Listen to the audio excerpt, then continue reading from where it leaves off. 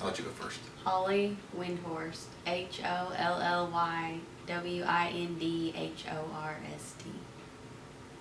Patrick Windhorst, PATRICKWINDHORST.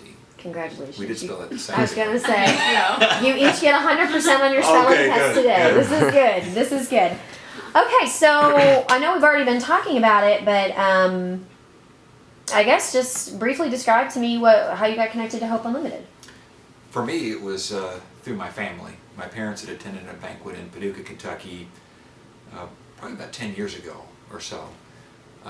They made me aware of what was going on in Paducah, and we also became aware that there was going to be an effort started in Metropolis, or it just started in Metropolis maybe, and that piqued my interest. So I learned more about it. I think I attended a banquet a couple years after that, and have been trying to go to those since.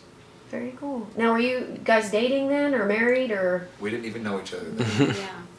Oh, okay. Go ahead and Well, I moved here for a job, and then we started dating, and then he asked me to go with him to the banquet.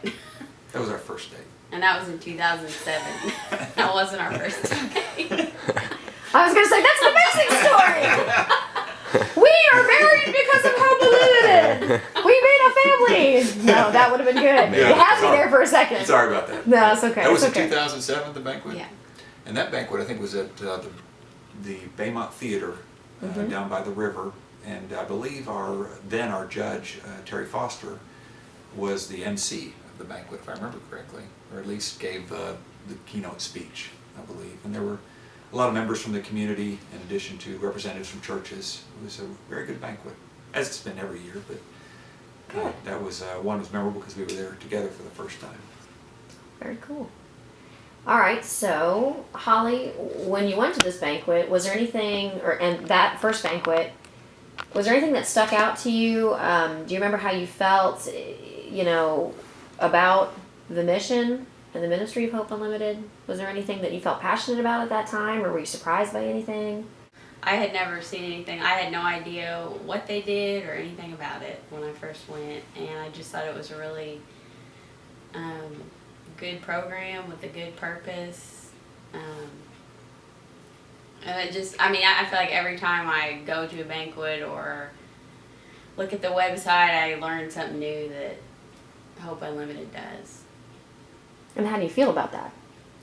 Good. I think it's a great program, and because there's not a lot of resources in Metropolis, and especially for pregnant women, and it doesn't cost them anything, and I think that's important because obviously a lot of people don't have a lot of money to get the counseling that they might need, and I think it's great.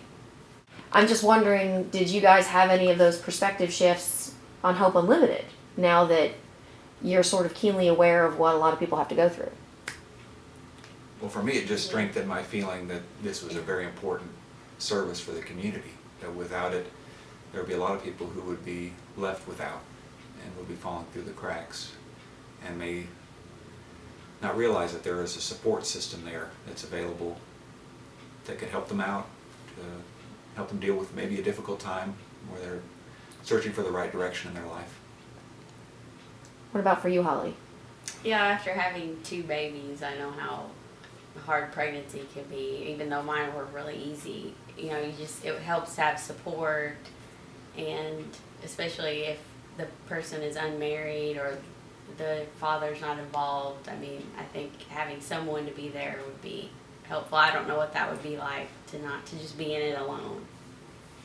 I think many people will be surprised to know that the state's attorney's job, particularly in a small area, is kind of a catch-all position. People often come to the state's attorney when they don't know where they're supposed to go. The same is true for a mayor or other elected official, but we see people who are victims of crime or who have been prior victims but know that our office provides resources, come to us, ask us for assistance, maybe direction where to go.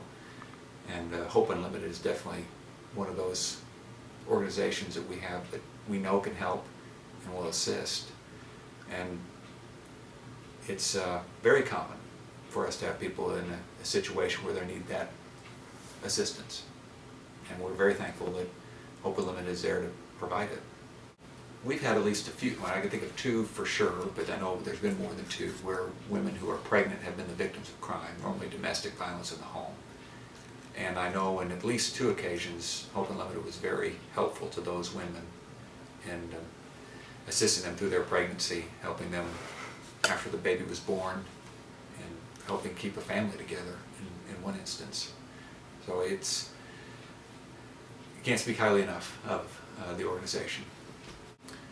Well, I think more visibility in the community would be terrific.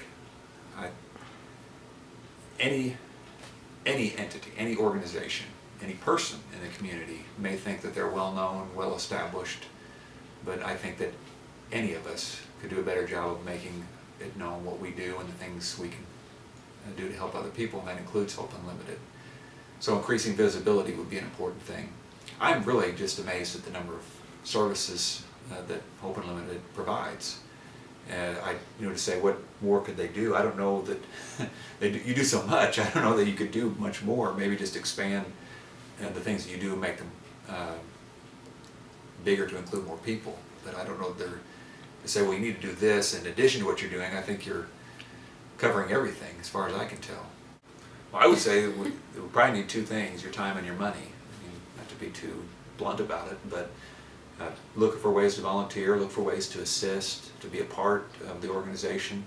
I know there's many needs. I know in Metropolis, and I'm sure in Paducah. I would also say that an organization like Hope Unlimited always needs more donations, and that can be money, it can be time, it can be clothing, household items. I know there's a lot of things that Hope Unlimited can accept and would like to have. So we could use your time and your money is the best way to put it. Is that what you'd say too, Holly? Yes. Yeah. Ditto, right? Yeah.